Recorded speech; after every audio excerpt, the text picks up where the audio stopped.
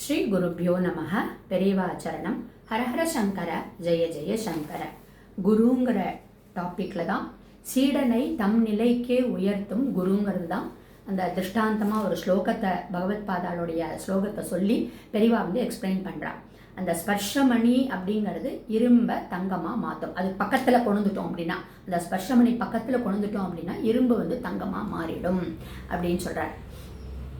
ஆனால் அந்த இரும்பு தங்கமாக மாறிடுறது. அதுலேருந்து அந்த தங்கமாக மாறிடுதே அப்படின்னு நம்ம ஆபரணங்களையோ மற்ற எதையும் பண்ண முடியாது. அந்த இது அவுட் சைடு ரூபம் மாறி இருக்கு, அவ்வளோதான். ஆனால் அதனுடைய இன்ஹெரண்ட் குவாலிட்டி, அதுக்குன்னு தங்கத்துக்குன்னு இருக்கக்கூடிய ஒரு குவாலிட்டி அதுக்கிட்டக்க வந்துடாது. Form, outside form has been changed.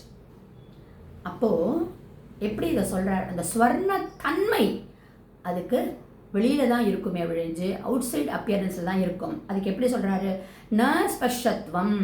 அந்த இரும்பும் இப்போது ஒரு ஸ்பர்ஷமணி பக்கத்தில் இரும்பை வச்சா கோல்டாக மாறிடுது. அப்போ அந்த அந்த அந்த கோல்டு மாறின அந்த இரும்புக்கும் அந்த ஸ்பர்ஷமணியோட குவாலிட்டி வந்துருக்கணுமே. இன்னொரு இரும்பை பக்கத்தில் வச்சா அது கோல்டாக மாற்ற தெரியுமா அதுக்கு? சரி, ஆபரணம் பண்ணுறதை விடுங்கோ. நம்மளுக்கு எப்போதும் அந்த ஆபரணத்து மேலே தான் நம்மளுக்கு கண் ஓடும். நம்மளுக்கு அந்த கோல்டாக மாறி இருக்கு இல்லையா, ஸ்பர்ஷமணியினுடைய இம்பேக்ட்னால தான் மாறி இருக்கு. அப்போ அந்த இம்பேக்ட் மற்ற பொருளுக்கு கொடுக்கணும்ல. அதுதான் சொன்னேன், இன்ஹெரண்ட் குவாலிட்டி அதுக்கிட்டக்க பண்ண முடியாது. அது பக்கத்தில் இன்னொரு இரும்பை வச்சா அது ஆஸ்பர்ஷம், அதனால் அதை கோல்டாக மாற்றக்கூடிய கெப்பாசிட்டி பண்ண முடியாது. ஆனால் குருங்கிறவர் எப்படி லைன் சொல்கிறார் அந்த ஸ்லோகத்தில், நம்ம படித்தோம் நேற்றுக்கு ஸ்லோகத்தை.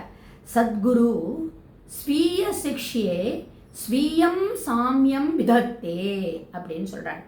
அதாவது சத்குருவானவர் தன்னுடைய சிஷ்யனுக்கு ஸ்வீய சிக்ஷியே, ஒன்ஸ் ஓன், தனதாக இருக்கக்கூடிய அத்தியந்த சீடனாக இருக்கக்கூடியதை என்ன பண்ணுவாராம், தன்னுடைய மேதாவிலாசத்தை எல்லாத்தையும் டிரான்ஸ்ஃபார்ம் பண்ணுறதோடு நிற்காம அந்த சீடனை எப்படி மோல்டு பண்ணுவாரான்னா, அவன் இன்னொரு 10 சீடனை மோல்டு பண்ணக்கூடிய கெப்பாசிட்டியை கொடுத்துருவாரான்.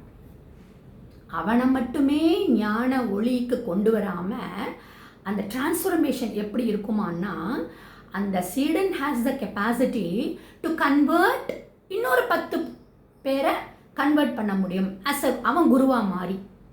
அதுதானே முக்கியம். ஸ்பர்ஷமணி கோல்டாக மாற்றிடுது இரும்பை, அது இன்னொரு இரும்பை மாற்ற முடியுமான்றது தானே முக்கியம்.